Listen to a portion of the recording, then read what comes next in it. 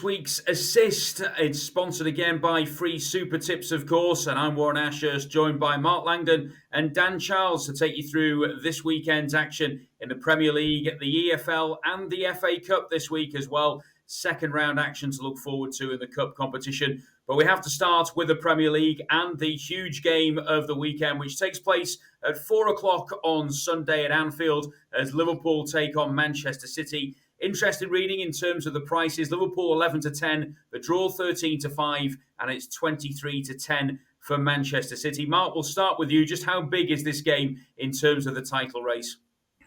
Yeah, I think it is, massive. I mean, we're only going to be at the start of December, so there's still a huge amount of football to be played.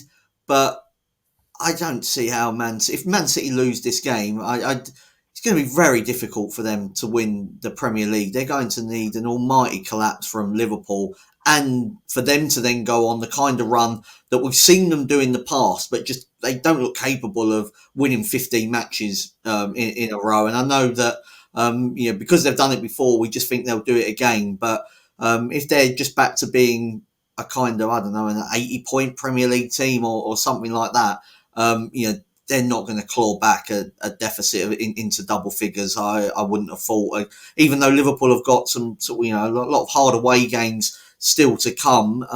It would be, I think, too much. You don't want to go all Paul Merson and say it's completely over, because it never is. They're not going to be like hundreds of ones to win the Premier League. So they'll still be in it. But I think from a realistic point of view, this feels like must not lose for Pep Guardiola's side. And given the way they've played in the last 5 or 6 matches, it looks the most likely outcome. I mean, just in terms of this game, I saw a press release from William Hill dropped in my email inbox sort of earlier on this week, saying first time in about 6 years, I think, that they've been underdogs for a Premier League game. So, remarkable fall from grace from such an all-conquering side. I mean, it would be tough enough, Dan, going to Anfield with Liverpool in this form and City in the league form that they've had. But of course, we go into this off the back of City throwing away a 3-0 lead against Feyenoord in the Champions League, and Liverpool off the back of a really impressive win over Real Madrid, which kind of swings things, you'd think, even more in the home side's favour. Absolutely. I just think at the moment, Manchester City are suffering a crisis of confidence, really. They can start games. I mean, at the start of the game against Spurs, they started the game really well. Were playing very, very good, conceded, and then they kind of fell apart after that. And then the final game, you're 3-0 up, absolutely cruising, and as soon as there's a setback, they concede a goal, everything seems to collapse. I mean, the Brighton game you can go back to as well. They were winning that game, not playing brilliant in that game, but again, conceding, and then another one follows soon after. I just think that it's not been spoken about much. Everyone talks about the playing side, but I think there might be a bit of a lack of leadership out on the pitch there. Rodri's obviously important as a player, and I know he's not the club's official captain, but I just think in terms of him being a leader when things go wrong, I feel that they're really missing him in that sense out on the pitch. Well, in terms of City and where this has come from, most people would think it's just kind of happened out of the blue. Obviously, Rodri's injury is something which a lot of people will focus on, but I just wonder whether there's a bit of a comparison to make here. Liverpool look a fresher team since they've had Arne Slot come in, and maybe having all of that sort of years of the same manager and the same instructions all the time, whether that's having an impact at City. Well, I mean, Pep Guardiola is Mr. Relentless, isn't he? He seems to be even angrier when they win than when they lose. So I can imagine that it is very draining and demanding playing for a manager with those type of standards. And this is a team that has basically done everything there is. They've won the treble. They've then gone on and become the first team in history to win as many league titles in a row. So they've just reached this sort of level, I think, that maybe the only way is down, and it becomes difficult, doesn't it, to retain the hunger potentially at times. Go back to one of, I think it might have been the first or second Spurs goal, first one, where Gundogan doesn't track Maddison, Walker doesn't sprint as hard as maybe he could either, and it only takes you to be a couple of % off. We're not saying that they've completely gone at the game. They're not sort of the useless side that would be better off suited in League Two, but from where they were to where they are. I also would say there's been a big drop off. I tipped Arsenal at the start of the season. I could half see this coming. I might have got the wrong one. Liverpool are playing so well at the moment, but I'm not that stunned by sort of City dropping back. I am obviously surprised with the way that it's happened and the sort of the dramatic nature of losing 4-0 to Tottenham and then, from 3-0 up against Feyenoord. I mean, absolutely ridiculous. Jack Grealish taking a quick free kick when there's 2 minutes left and he's taking a quick free kick when they're 3-2 up. Just makes no sense. They're completely panicking. They've had some injuries. You've got to say that, a fully fit De Bruyne, he maybe is one of those leaders that Dan sort of talks about being missing. Ruben Dias at the back doesn't play every week. John Stones, who was so influential in them winning, the treble, he's somebody that just seems to be really struggling for fitness and sort of putting a run of games together. Guardiola, he's been absolutely shocking last couple of matches. I also think that their transfers in the summer, bringing Gundogan back, like it looks shrewd in some ways because we remember the player that Gundogan was, but there was a reason they got rid of him in the first place and weren't that fussed about him staying. They got good money for Julian Alvarez, was the best part of 90 million euros, but to have, maybe they just got a bit too cocky and just thought, well, we don't need to replace him. But I think he played more minutes than anybody else last season for Manchester City. So you definitely needed somebody else in that forward line because Haaland left a lot of goals on the table in recent weeks. And to not be able to freshen it up with anybody else, I think that's negligence really in the transfer market. And also just from Rodri's point of view, he played so much football. He was the one complaining more than anybody else, wasn't he, about the amount of football that was being played and then suffered that cruel injury. But they didn't really have a proper replacement for him. Like Kovacic can do that job, but I don't think he's a natural Rodri replacement. So I think they've made some missteps in the transfer market in the summer. Somebody like Kyle Walker, I think, I'm not saying you move him on, but like where's the sort of succession plan at right back? Because like Rico Lewis played right midfield against Tottenham. I mean, he was in no man's land. He didn't seem to know what his position was. I think he might be a central midfielder. He wants to play central midfield. So just a lot of small things have come together here for Man City. I don't think Ederson's playing that well either, I have to say. He seems to be exempt from criticism, but I don't see him making save after save after save the way you would expect, say, Courtois did for Real Madrid at Liverpool. So, yeah, a lot of problems all coming together. And what we're saying is Man City are rubbish. I'm not going to repeat anything of that sort. Dan, in stark contrast at the moment with Liverpool, we talked about earlier in the season how the fixture list had been pretty kind, but they've gone through that rocky patch now of the tough games, barring, of course, City and Everton, you'd say, to come. I think there was probably a little bit of concern in the Liverpool camp with what was said by Mo Salah a week or so ago about his contract, that would that unsettle things, but Wednesday night suggests it wouldn't. No, absolutely. And Salah as an individual, you look at his performances and they've not really, he's still playing a vital role for them this season in terms of goals and assists. There's a question there about what they do long term. And I can kind of see both sides of that really, because although he's playing very well at the moment, when players move into their 30s and they rely a lot on their pace, the club is going to be thinking, do we put this man on a 3-4 year contract and will he be the same player, over the course of that? So I can see sort of both sides. But right now, it's okay for both parties because Salah's still focused and playing well. Don't see that affecting his performance for the rest of the season. And Liverpool, I'm not completely sold on Liverpool, even though the 8-point lead is significant, because at this stage to be that far clear is a great effort, and it's the same distance as the distance between second place and 14th place. So it's a remarkable lead that they've got. But I'm not completely sold on all of their performances. They were brilliant against Real Madrid. The Southampton game, maybe they've dipped, because of the Real Madrid game coming up, but they could have actually lost that game. The Liverpool goals were just terrible errors from Southampton, who played pretty well over the course of the game. So I do see a sticky patch coming for Liverpool. What I don't see any of the chasing teams being relentless enough to take advantage. Okay, well, that said, plenty to take into account ahead of the clash at Anfield. But Mark, what would you be looking at in terms of your best bet here? I struggle to see past Liverpool. For this game, odds against.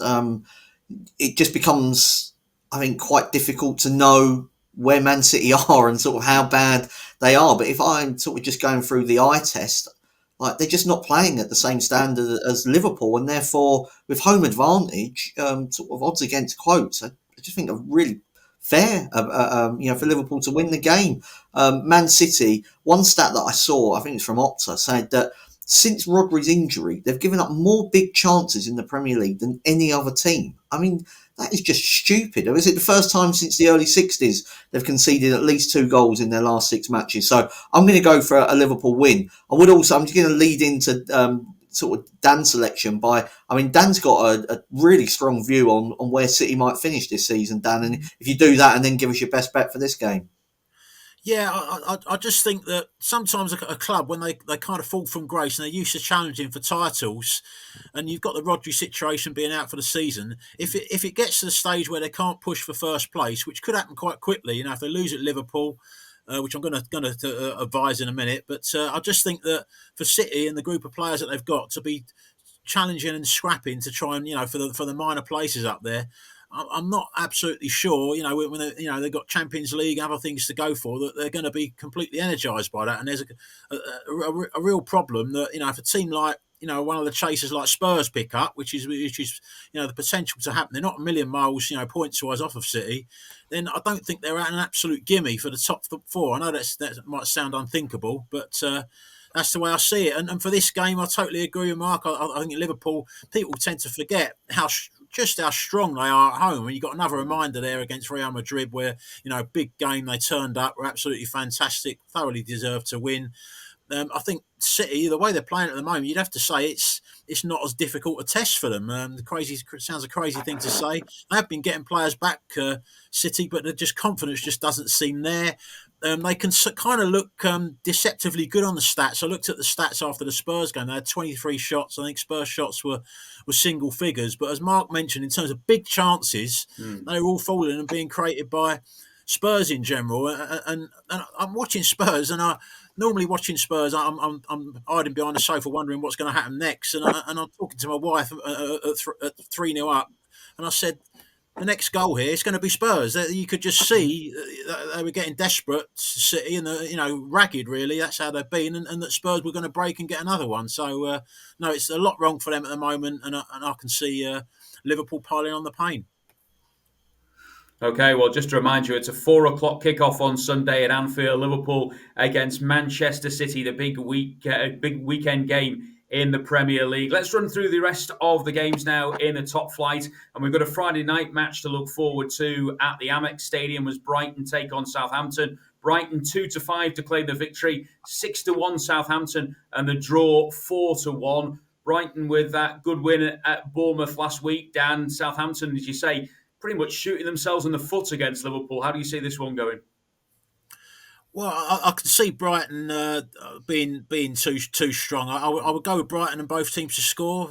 Nice price at about 13-8. Brighton, I would just mention they're another of the teams that it's not unthinkable they could start putting pressure on City. They've had a great start, and their next 6 games, none of them are against teams in the top 8. So they've got a real chance now to sort of kick on. João Pedro, since he's come back, he's taken them, up a couple of levels. I think I really rate him as a player. Got key goals in the wins against Manchester City and away to Bournemouth. Southampton just keep shooting themselves in the foot, don't they? They play some nice football. 3 shocking goals they gave away against Liverpool when they could have got a result there. I just think that defensively they're nowhere near good enough. I think they may score a goal here, hence the tip. But Brighton to win and both teams to score. It's funny, I saw an interview, Mark, with Troy Deeney this week, who suggested that during his time at Watford, he thought João Pedro was a better player than Richarlison, and he felt that he would go on to bigger and better things. I mean, he's starting to show that now for Brighton. I thought you was going to say that he thought that he was a better player than João Pedro. I remember Troy Deeney saying he was better than Harry Kane. I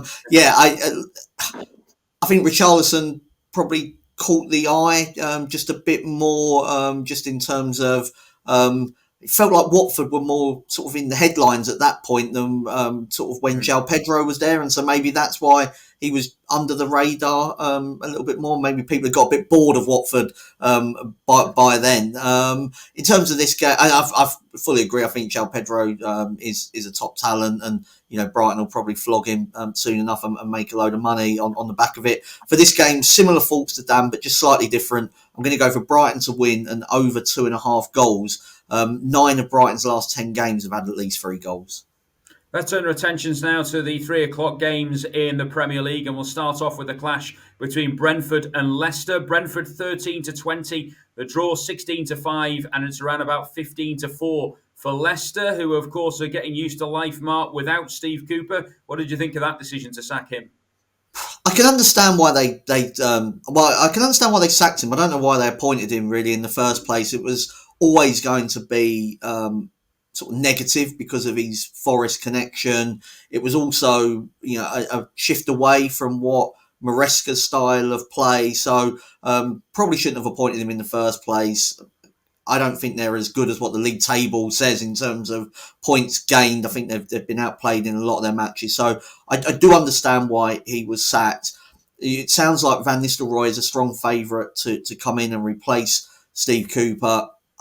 I mean, I don't know sort of necessarily where that comes from. I mean, he got 2 good results against Man United.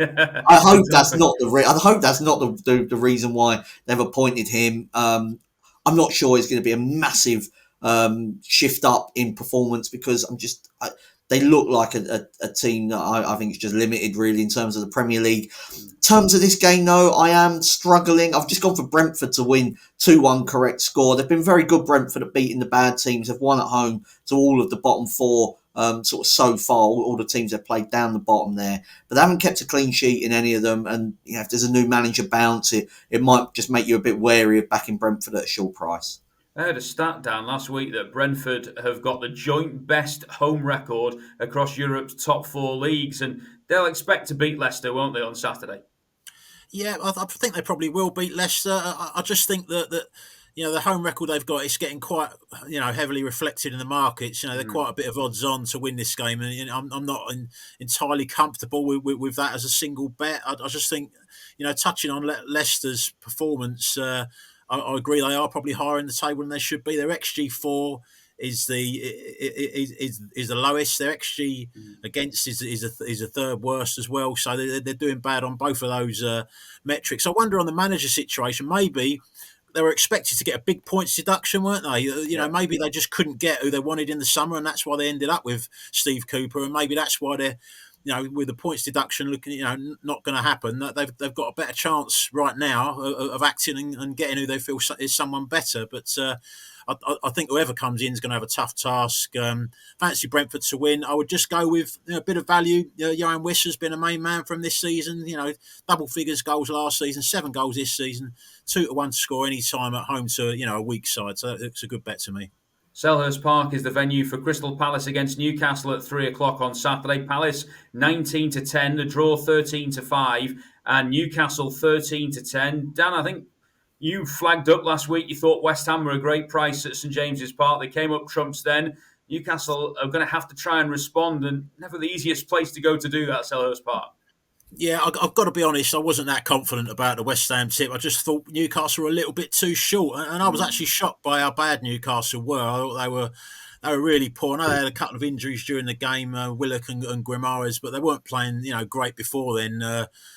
West Ham, after they settled after 10-15 minutes, looked quite comfortable in the game, and I just think Newcastle, I mean, they're never that convincing, in general away from home, and although Palace are having a tough time at the moment, they did get a 2-2 draw away to Aston Villa. Ismaila Sarr, who I rate, I think he can make an impact for him. Got a goal and assist. He's starting to deliver. Eze looks like he's going to come back into the side in some capacity. He's absolutely massive for them. And I'll be prepared to chance them here against Newcastle. As I said, picked up a couple of injuries. Really, really poor against West Ham. Manager Eddie Howe under pressure, as is the Palace manager, to be fair. But I'm going to take a chance on Palace here. Go for them to win. 2 unpredictable teams, I'd suggest, Mark, here. What's your thoughts? Yeah, and probably no better for me. But if you are desperately sort of looking to build a Premier League kind of bet out of all the matches, I mean this would be the one to avoid. But the draw was something that sort of stood out to me in terms of the match result. 11 of Palace's last 12 games have been settled by no more than one goal. So they are a team that are really fine margins either way. And given, as Dan said, both managers could do with a result. I just wonder if it's a draw after 60, 65 minutes, whether that risk reward is there and might both settle for it. Two more 3 o'clock kickoffs to look at on Saturday. First up, it's at the City Ground. Nottingham Forest against Ipswich. Forest 4-6, Ipswich 4-1, and the draw 29-10. Conflicting sort of results for the two teams last weekend. Mark, how do you look upon this? Yeah, so last two games I've tipped Liam Delap to score. He did that against Spurs.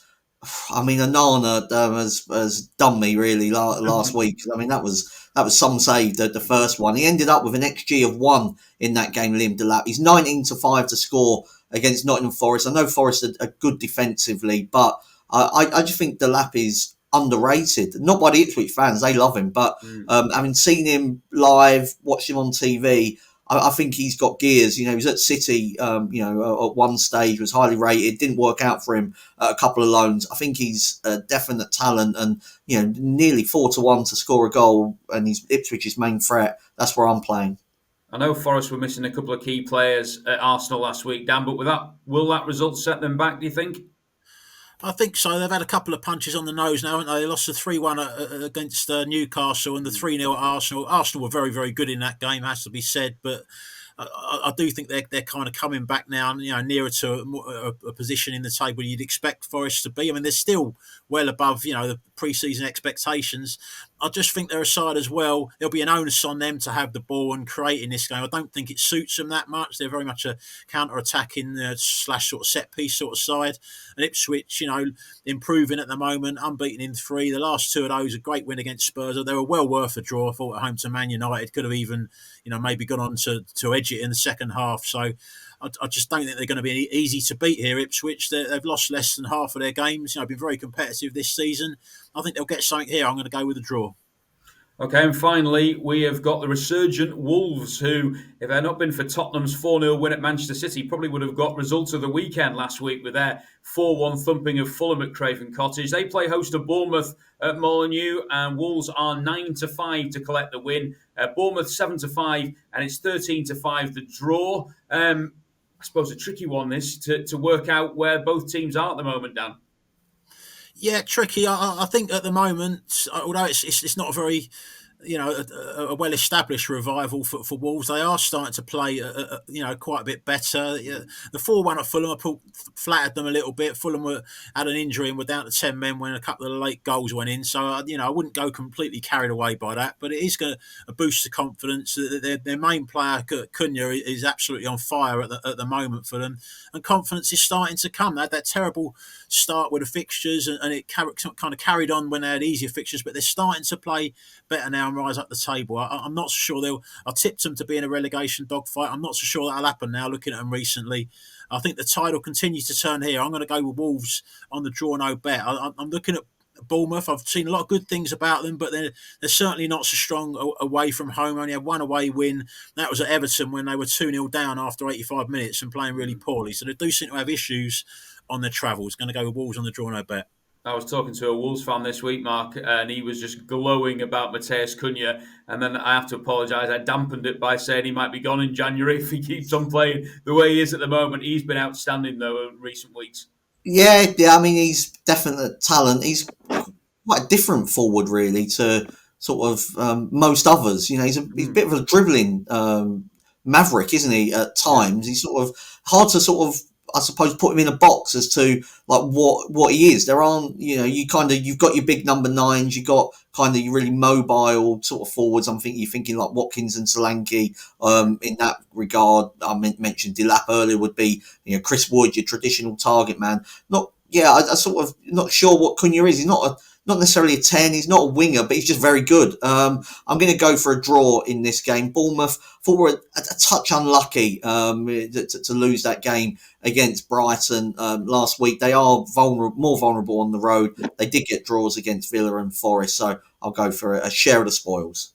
Turn our attentions now to the 5:30 game on Saturday, the London Stadium for West Ham against Arsenal at 5:30. West Ham 6-1 to claim the victory here. They were 4-1 to win at Newcastle on Monday. Arsenal 9-20 and the draw around 7-2. Mark, we'll start with you with this one. What are you looking at here?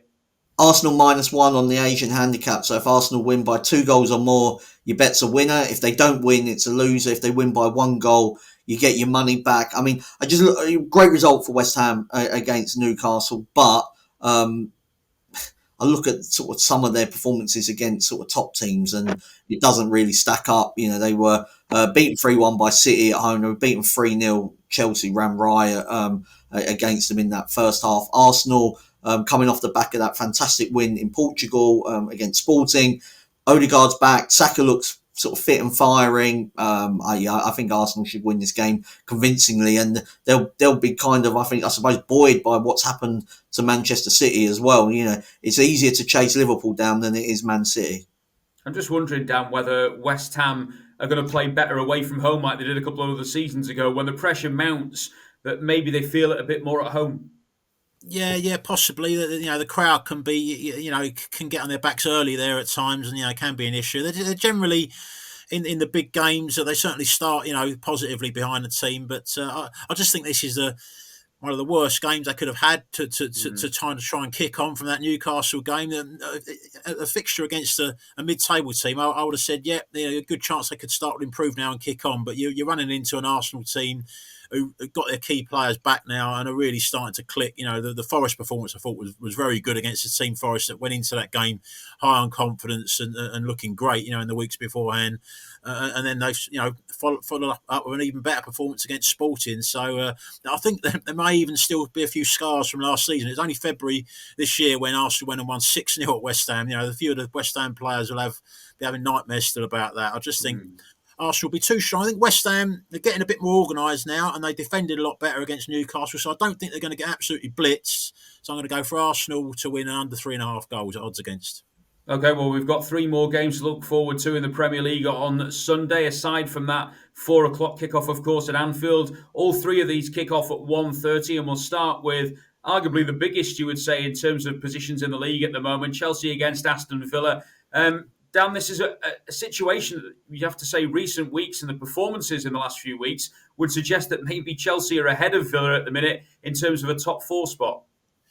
I think they are. I wouldn't even completely rule out Chelsea having a challenge for the title as well. You look at, I mean, they're in there with the likes of City and Arsenal in the chasing pack at the moment. I'm looking at their next 10 games. 9 of them are against teams outside of the top 6. There's a real opportunity for them to kick on now. They've got an unbelievably strong squad, so injuries I don't think affect them unless it's to a bad one to Cole Palmer. I don't think injuries affect them as much as they would do. A lot of other teams, in the league, and confidence is coming. I just think that. Shade of odds on this game. I think is a decent bet. I'll go with Chelsea. Villa have tended to struggle after these European games, haven't they? Put a big effort into that 0-0 draw against Juventus. Maybe a little bit unlucky. Could have nicked a win there, but they've tended to struggle after the European games, and they're on a quite a long now run without a win. 2-2 draw at Palace last weekend wasn't a great result. Now they're going to Chelsea, who, as I said, are playing really well. So Chelsea to win for me. Yeah, Chelsea, by the way, 8-11. It's 100-30 Aston Villa and 3-1 the draw. You've been quite keen on Chelsea, Mark, in recent weeks. Same again here? Yeah, I sort of echo really what Dan was saying. I expect them to win the game. They're playing Europa sort of conference at the moment, aren't they? And it's almost like not being in Europe for them. All of their other rivals are picking up injuries. This sort of slog of a calendar. They're out of the League Cup as well, so they can really focus on a sort of Premier League push over the next couple of months. And I expect them to get 3 points against what I think is a leggy Villa at the moment. Ruben Amorim is set for his first game as Manchester United boss at Old Trafford when they play host to Everton at 1:30 on Sunday. United 2-1 on, Everton 21-4, and the draw 16-5. Of what you saw of United last week against Ipswich, Mark, do we think there's still a lot of work for Amorim to do? There is a lot of work for him to do. I think he would have known that. I don't. He would. Nothing in that 90 minutes would have surprised him. If he's watched any of the videos, he would have seen that United are, nowhere near where you expect Manchester United to be. They've got various problems, but one that kind of isn't spoken about quite as much is their, I think, powder puff nature of their attack, and that's what leading me into a bet here of under 2.5 goals for this game. Rashford. He scored his goal, but he didn't do much else in the time he was on the pitch. Højlund, I think, just struggles with the expectation. I think it's unfair of kind of how it's been hoisted upon him to be this kind of United number 9 when he wasn't ready for it. And Xerxes just looks below the talent required, again, to be Man United's front man. So Everton, rarely involved in classics. There's been 5 goals in their last 6 games. So, yeah, under 2.5. There's a few boos ringing around Goodison after their clean sheet with Brentford on Saturday last week, Dan. I just wonder, though, as Mark's alluded to there, with United's problems in scoring goals, whether Everton can try and frustrate them.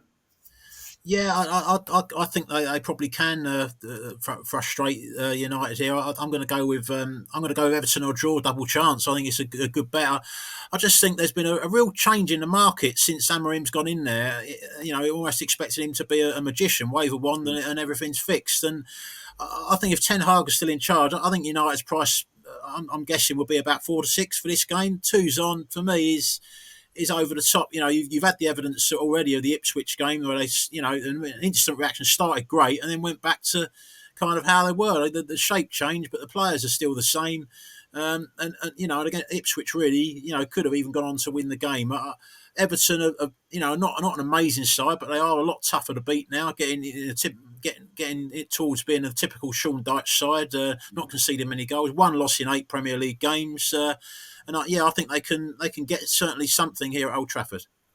Well, I've left what is for Dan and Mark as the best for last in terms of where Tottenham go from here off the back of that success against Manchester City last week. They've got Fulham at home at 1:30 on Sunday. Spurs 4 to 6. Fulham 100 to 30. The draw 7 to 2. Surely, Dan, it would be just like Tottenham to go and lose this off the back of last week. Well, I mean, my instant reaction when you said that, Warren, where Tottenham go from here is who knows. I mean, you never know, do you? With Spurs, I'm going to tentatively go here for Spurs and both teams to score. I mean, you can only go by what you're watching, and yes, Man City have got a lot of issues at the moment, but I think as well it was a really strong Spurs performance as well. The 2 centre backs, the reserve centre backs come in and done really well, and I think that the balance was much better with Maddison and Kulusevski in the side. Not this time, with one of them kind of having to play deep. There was a better balance because you still got Basuma and Sarr in there. Porro got forward more on the right, got his goal. There just seemed a better balance all round and a real good control of the game. So I think that does stand them in better stead at the moment for going forward. You've got to bear in mind they've got to play Roma first, so you've got to see what comes out of that game in the Europa League. I think they might go. Postecoglou might go a bit stronger for that game than the Galatasaray game when they were lost 3-2, could have been 10-2. But I think they'll, as long as they don't pick up too many injuries, I think they'll have a little bit too much for Fulham. Fancy Fulham to score though. Like I said, the scoreline against Wolves, they're a good side, but just fell away for them with, when they were down to 10 men towards the end there. But I think Spurs will have a little bit too much going forward. I have to say, Mark, I think Tottenham do have arguably the best player in the league at the moment for form. Dejan Kulusevski has been absolutely outstanding in recent weeks.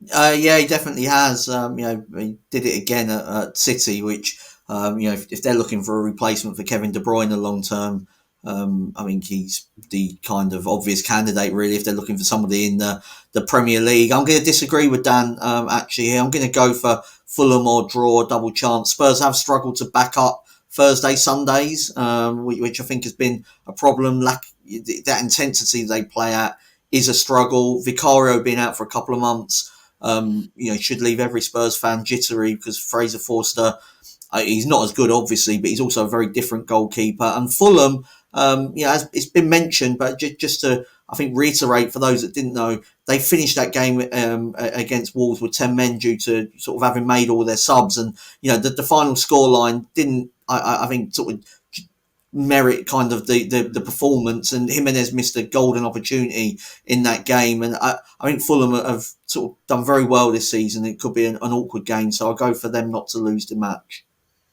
Okay, well, that is the Premier League sorted then. Up next, it's the EFL and FA Cup. Do you want football free bets? All the best offers from your favourite bookmakers can be found in one place. Check out racingpost.com/free-bets to find out more. Racing Post, stay ahead of the field. Okay, well, this week's match in focus is in the FA Cup second round. It's Kettering against Doncaster. It's a 12 noon kickoff on Sunday. I'll come to the prices in a moment, but Dan, I suppose we're looking at this with the possibility of there being a cup upset. Possibility. I don't think it's going to happen. They got a great result, didn't they? In like a derby game away to Northampton, who kind of rested a lot of players and had some injuries. In the first round tie, won 2-1 after extra time. No, I think. I mean, you'll mention the prices in a minute, Warren, but I don't see an upset happening here. Yeah, Kettering 7-1 to claim the victory over League Two Doncaster, who are 3-1 on, and the draw is 9-2. So Doncaster, of course, finished strongly last season in League Two. Dan, they've not quite made necessarily at the top of the table at the moment, where maybe many people were expecting, but they're starting to find a little bit of form now. Yeah, they're in the playoff places, and I think they could finish top three by the end of the season. Grant McCann is a very, very good manager. They've been strong now for the most part of the calendar year, up against a team 3 levels below at the moment. Kettering are top of the Southern League Premier, the Central Division at the moment. Got some familiar names: Gary Hooper, Niall Ranger, Marvin Sordell among their ranks. I would say Luca Miller, the teenager, the 19-year-old, could be their biggest threat, though. Come off the bench and a goal and assist against Northampton in the 2-1 extra time win there. He looked a real talent, but I just think the gap in class here is too much. Going to go with Doncaster -1.5 on the Asian handicap. Means that they need to win by 2 clear goals, for the bet to pay off. But I think that's going to happen. So Doncaster for an easy win. Well, we'll stick with Dan now because it's time for his best 3 selections from the EFL and FA Cup this weekend. And where are we starting, Dan? Yeah, I'm going to start off a little bit more of a funky bet than normal. We're going to go for Bristol City and over 2.5 goals at home to Plymouth in the Championship. Get odds against for that. Bristol City are about 8 to 15. I think they're fine to stick in your accas, but as a single bet, that's a bit quite a short price. But I do think they'll win the game. I watched Bristol City in the game at Watford in midweek. They really impressed me. Watford won 1-0, but only had 1 shot on target. Bristol City pressed really well, looked a genuinely good side, and now this is a much easier task. Plymouth got stuffed 6-1 at Norwich in midweek, got loads of injuries at the moment. Wayne Rooney's not having any luck with injuries. Ibrahim Sissoko, key attacker out. Morgan Whittaker's injured at the moment, another key attacker. Joe Edwards, the captain's injured as well, so not having a lot of luck on the injury front. I think they'll lose away to Bristol City. Following on from that in the FA Cup, going to go with Leyton Orient to do the business at home to sort of National League Oldham.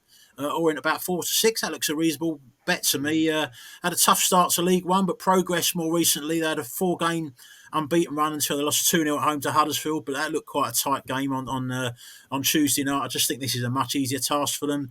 Oldham under Mickey Mellon are going pretty well in the National League, but this is the game in the last round. They won 2-1 away to Tranmere, struggling in League Two, but the shot count there was 17 to 6 in Tranmere's favour. This is a tougher game at Orient. I would expect Orient to win it. Thirdly, going to go with FA Cup again, Birmingham.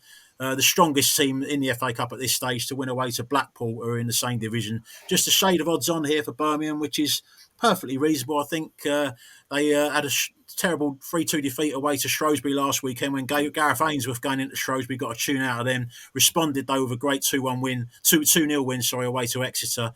They are, in my eyes, still by far the strongest team in League One. Blackpool won 2-0 away to Bristol Rovers on Tuesday night, but they've gone 8 games without a win previous to that. I think there's a big gap in quality between the sides. Birmingham to win the game. Okay, Bristol City, Leyton Orient and Birmingham are Dan's selections. We're going to turn our attentions now to Mark's Bet Builder. Okay, Mark, well, which game are we looking at for your Bet Builder this week? Had to go to Anfield, Liverpool versus Man City, all eyes on that game.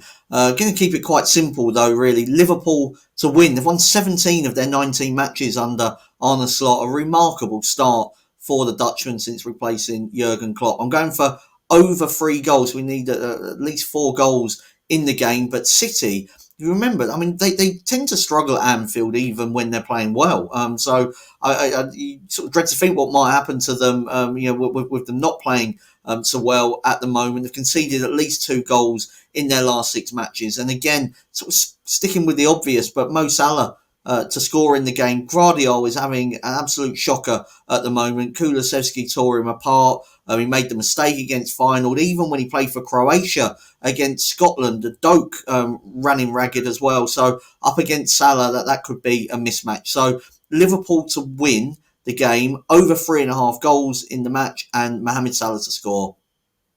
Okay, well, that's Mark's bet builder for this weekend. Time for his prop shop tips now as well. Where are we looking here, Mark? Yes, I'm going to Stamford Bridge. Pedro Neto, who missed the game last week against Leicester with a minor injury. Maresca said it was nothing serious and he should be back this weekend. I'm going for him to have a shot on target, 10-11 against Aston Villa. Neto's had a shot on target in each of his last 4 starts, and Aston Villa had conceded 24 shots on target in their last 4 games. That was before the Juventus match, and they tightened up in that one, but Juve had no forwards due to injuries. So not much of a surprise maybe they kept a clean sheet there. I think this will be a tougher test at Stamford Bridge, and Neto is a big threat out on that left wing. Okay, time now for this week's assist treble. Dan, we'll start with your selection first. Yeah, going to go with Leyton Orient in the FA Cup to beat Oldham. I know Leyton Orient's manager Richie Wellens, he wants a cup run to boost the club's finances. Thinks that a decent cup run could help him sign a winger in the January transfer window. Oldham 4 points off the top of the National League at the moment, but I think they're facing a big step up in class here and they'll struggle. Okay, so Dan's going with Leyton Orient. Mark, what's your selection for the treble? I'm staying with a London team as well. I'm going for Arsenal to beat West Ham. I just think West Ham, the way they lost to Man City 3-1 at home, the way they lost to Chelsea 3-0 at home, that doesn't bode well. Odegaard's back for Arsenal. And that treble come in the Champions League in midweek as well, Warren. So no pressure, but it's all on you for the final leg. We've got Leyton Orient, we've got Arsenal. Who else have we got? We've got Norwich. I'm going into the Championship, and I fancy Norwich at about 11-10 to beat Luton. The Canaries 4 points from the last 2 league games, including that 6-1 win that Dan mentioned over Plymouth last time out. It suggests that they're over their rocky period. Luton, though, are not. 3-0 beaten comfortably by Leeds on Wednesday, and they've lost 5 in a row on the road, and I think this could be the 6th defeat. I'm going for Norwich. So the treble is Leyton Orient, Arsenal and Norwich. And we're going to conclude this week's assist show with the naps of both Mark and Dan. Mark, we'll start with your nap first. Yeah, I'm going for Chelsea to beat Aston Villa. I mean, Villa have struggled in recent sort of difficult away games. Lost 2-0 at Liverpool, lost 4-1 at Tottenham. Also, had to put a lot into that game against Juventus on Wednesday that finished 0-0. The fact they didn't win that game against injury-ravaged Juve. Juve only had 4 outfield substitutes. Doesn't really suggest that they're going to be up to taking on Chelsea, who are, rolling along quite nicely and might even be able to get themselves in the Premier League title race this season. And where are we looking for your nap, Dan? Yeah, going to go with Birmingham in the FA Cup away to Blackpool. They'll take a big following there, but Birmingham, you get extra allocation, didn't you, in FA Cup games? That'll help them, but they're just such a good side. They're the strongest team, in the competition at this stage. And Blackpool carrying quite a few injuries at the moment, so you do wonder whether Steve Bruce, may try and protect 1 or 2 players. They've got an important midweek game against Shrewsbury on the Tuesday afterwards. So Birmingham, I think, will be way too strong. Okay, well, that just about wraps everything up for this week's assist. My thanks to both Mark and Dan. Don't forget to like, subscribe and comment, of course. And if you like your golf, make sure that you tune in for the Sweet Spot every Tuesday with Steve Palmer. We'll be back next Thursday. And in the meantime, enjoy your football and please remember to gamble responsibly.